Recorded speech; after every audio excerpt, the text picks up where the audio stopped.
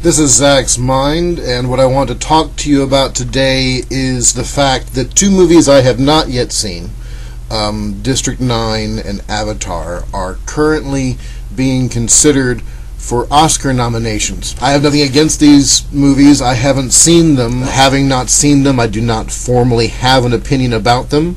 I've been told that they're both very good. Obviously, they're very good because they're being considered for Oscar nominations. Most movies that have been considered for Oscars and actually won them are not movies I personally would consider to be the best of this particular year. But I can't list them all because this got too long. I have to cut. There are other movies that I think deserved attention in regards to winning Oscars at the time that they came out, and they were overlooked. Clockwork Orange being one of them, Stanley Kubrick's film. Star Wars won several Oscars, but they were in technical categories. And then E.T., the extraterrestrial with Steven Spielberg. A bit mushy, perhaps, and more of a children's film, but that was just it. It transcended mere genre. It wasn't just a science fiction film. I feel that these films should have won Movie of the Year when they came out, but they were all often overlooked in favor of a film that was not science fiction oriented. And now we see the potential for two films, District 9 and Avatar, which won at the box office, and usually the Oscars overlook the ones that win at the box office in favor of artistic films that do not get that kind of attention. Obviously, it was very popular. District 9, perhaps not so much because it's a very dark film.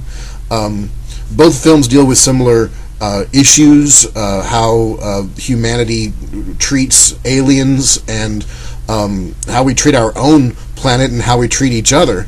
But that is historically what science fiction does. It's what makes it compelling.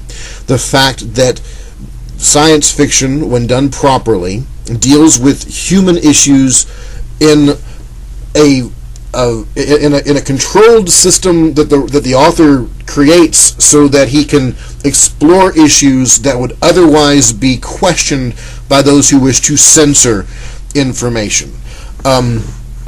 I find myself seeing a problem here, a catch-22 maybe, or maybe that's not the right phrase. It's I don't know if I would call it hypocrisy, but there's something wrong. There's something inherently wrong.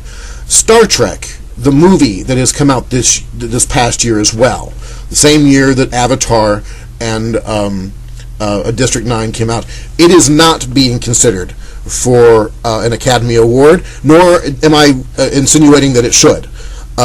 Essentially, what that film does is it gives the audience a classic adventure in the guise of the science fiction genre. And it does it very well. It's a very entertaining film, but it doesn't necessarily address human issues on as visceral a level as District 9, certainly. Perhaps to a lesser extent. Well, I haven't seen Avatar. Again, I don't know. I do know, based on what I've read about District 9, that it really deals with levels of human interaction and how we address that which differs from ourselves. And it does so in a very dark and direct way, but it utilizes aliens as a way of being able to avoid people just on a blanket level ignoring the film because it's talking about race, essentially. It's talking about differences, ethnic, cultural differences, whether they come from another planet or from another country. Human beings tend to treat each other in not necessarily nice ways, and so it gravitates naturally to the science fiction realm, how we would deal with extraterrestrials, because that's how we deal with each other. It's a very compelling subject matter, and Heinlein would do that kind of stuff all the time, but he would do it in novel form. Gene Roddenberry did it a lot in the original television series Star Trek back in the late 60s. I was born and raised on the original Star Trek series. Having been born in 68, my family were very serious Trekkies, my older sister especially. And I thank them for that particular education. I really still consider myself I consider myself more of a Trekker, because when I came of age, that's when the Star Trek Next Generation came out. and that one spoke to me. And still, Gene Roddenberry, especially in the early seasons, was instrumental in producing the series and making sure that it still dealt with contemporary cultural issues in a futuristic setting.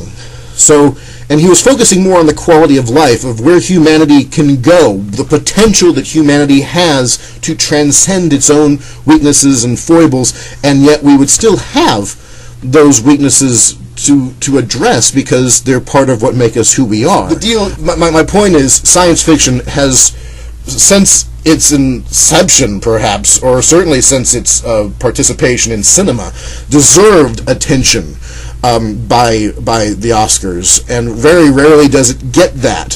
When one of the first films ever, A Trip to the Moon, is a science fiction film, a silent picture. Perhaps Metropolis, Fritz Lang's Metropolis, is perhaps one of the greatest silent films of all time. I would actually consider that second only to Charlie Chaplin's The Great Dictator, but that's my own personal opinion. It's very close. They're both very. I mean, I'd be hard pressed to make that determination, actually. But Metropolis is a very powerful film that deals with a number of settings and issues of humanity, what makes us human. And the lead female in that is actually turned into a robot at one point, and yet her human side tries to save these children. It's a very powerful, visceral, emotional experience when you actually witness the film.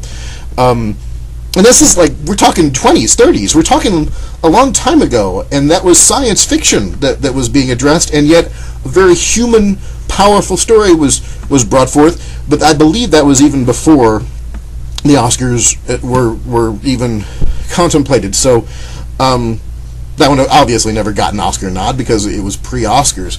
But many films since then, Aliens, Star Trek, Star Wars, countless numbers of films that I could just, and just as many that don't deserve acknowledgement, understood. But to see District 9 and Avatar now being considered, and admittedly I haven't seen them, so I'm perhaps at a loss or at a weakness in my opinion here. But from what I can understand, from what I've gleaned prior to seeing the films, is they are more focused on the interpersonal relationships between the people. Well, no, because that happens in science fiction all the time. I'm just wondering why now, after all these films that we've seen that deserved attention and were denied it, why is it this year that these two films are even being considered? I'm frustrated that it has taken this long for the Academy to acknowledge science fiction, and I'm wondering why it's these two. I understand that the Star Trek film that came out this past year shouldn't necessarily be considered for an Oscar nomination because, unlike Roddenberry's work, it doesn't deal directly with the trials of humanity. It's just an adventure story that has a time travel element. It's not necessarily something that's kind of mainstream like District 9 or particularly Avatar is very mainstream. But I mean, I guess that's it. That James Cameron, when he made Avatar, he was able to transcend the genre and speak to an audience on a much wider level. Or perhaps the audience is a generation now that has been born and raised on science fiction, and so they don't have the hesitancy that previous generations have had when voting for the Oscars. I don't know. But I question why it is now, and whether it makes Avatar or District 9 better than Star Wars or Clockwork Orange or E.T. or any of these other great films of the past that happen to be Blade Runner. Come on!